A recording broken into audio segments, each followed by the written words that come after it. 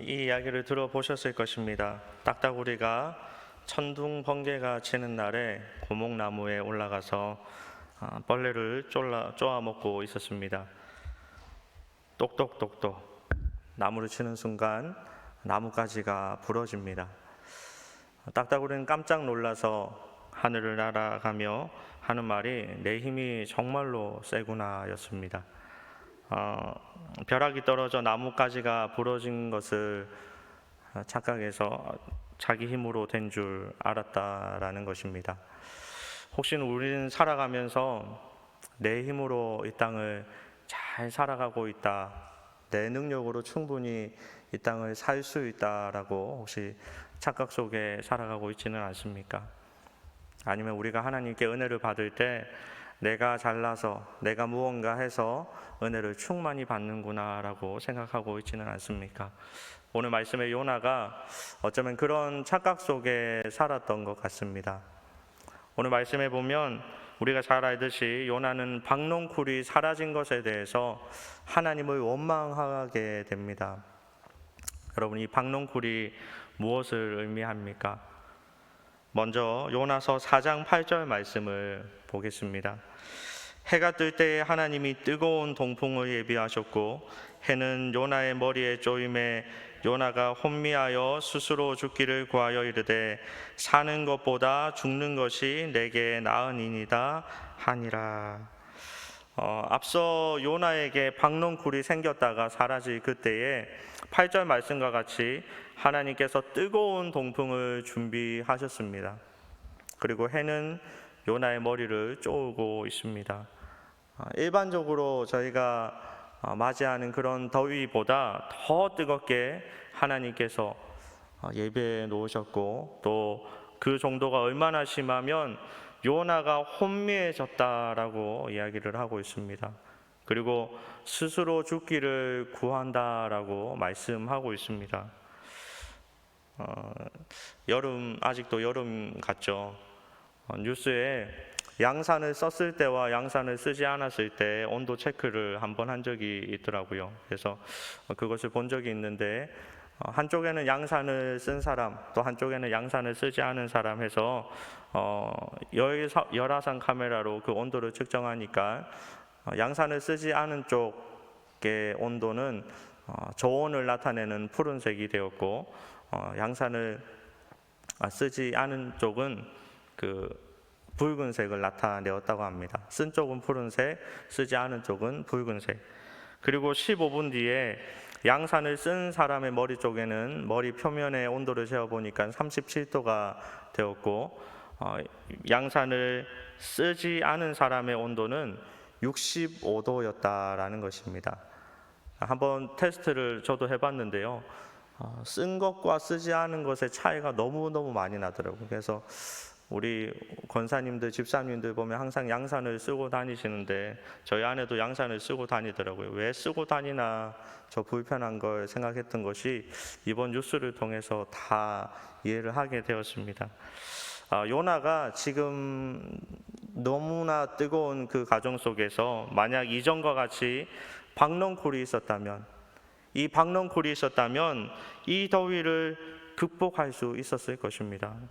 하지만 박농쿨이 사라지자 요나는 더 이상 이겨낼 수 없었다라는 것이죠.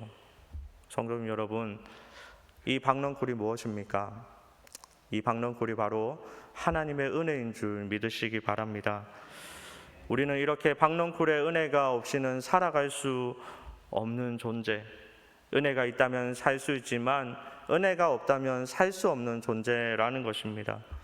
오늘 말씀을 통해서 두 가지를 이야기를 하고 있습니다. 첫 번째는 우리는 박농쿨의 은혜가 너무나 필요합니다. 우리는 박농쿨의 은혜가 너무나 필요합니다.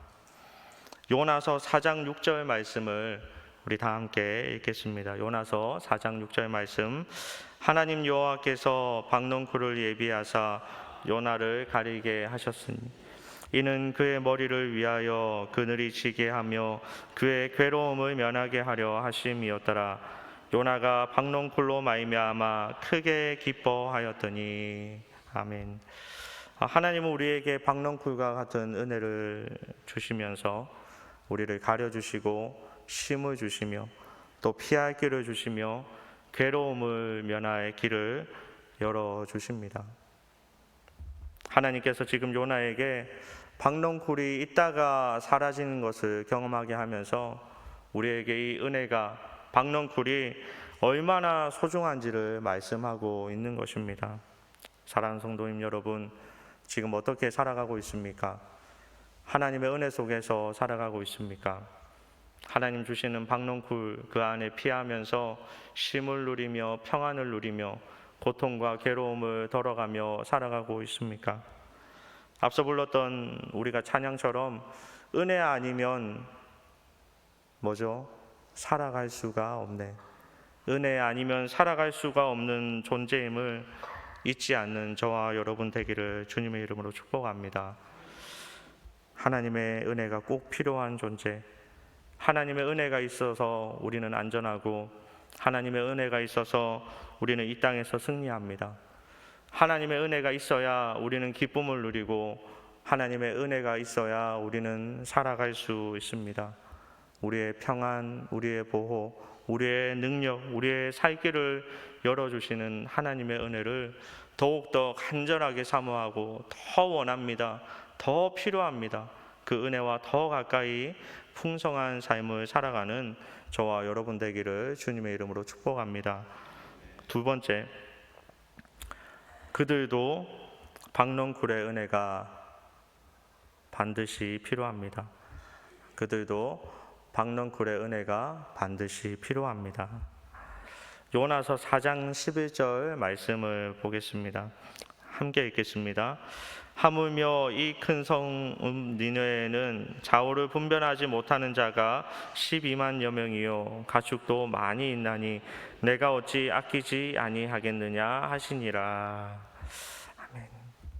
하나님께서는 요나에게 네가 수고도 아니하고 재배도 아니하면서 받는 그 박넝쿨의 은혜를 지금 전혀 경험하지 못하고 죽음이라는 두려움 속에, 인생이라는 그 고난과 고통 속에 살아가고 있는 안타까운 삶을 사는 12만여 명이 있으니 그쪽으로 그들을 향해 시선을 돌리라라는 말씀입니다. 우리는 박넝쿨의 은혜가 너무나 필요한 존재이고 또 그들은 박넝쿨의 은혜가 반드시 필요한 존재라는 사실을 여러분 기억하시기 바랍니다. 우리가 하나님의 은혜 아니면 살아갈 수 없는 것처럼 그들도 하나님의 은혜 아니면 살아갈 수 없는 동일한 하나님 창조한 사람이라는 것을 우리는 반드시 기억해야 된다라는 것입니다.